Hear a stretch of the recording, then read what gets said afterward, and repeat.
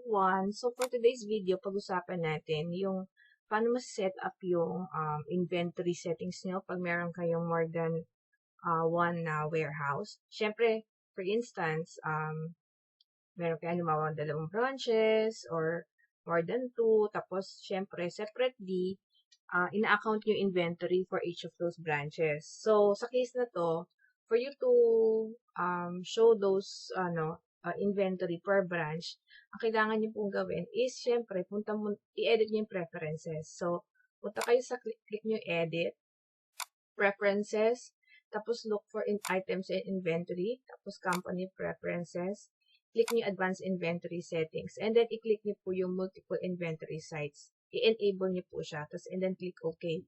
And when you do this, re-require kayo ni QuickBooks na i-reopen ulit yung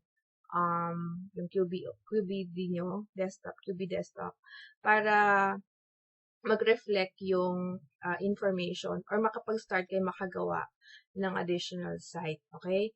So, meron naman po ditong help na paano nyo masi-set up. So, how do I use inventory site? So, you just have to look into this one. Like, for example, sabi niya, go to file, to. In setting up inventory site, go to list, inventory site, list, inventory site. So, this is how it looks like. By the way, before I leave, ito rin, masa-set up nyo rin yung kung gusto nyo first in, first out yung product nyo. And identify nyo rin anong start date niya. So, yung sinabi kanina, you go to list, and then inventory site list. So, yan. Then, click inventory site, and then click new. So, makakapag-create, mag-create po. Wala. So, dyan ilalagay kung anong name ng site nyo, anong description, site contact. So, at least when you record your inventory, pag pumasok yung inventory, ma-identify nyo kung saang site siya papasok. This also applies pag nagre-record kayo ng sales. So, identify nyo kung para kanino yun. Para at least identify nyo kung anong site o anong branch ang profitable or hindi.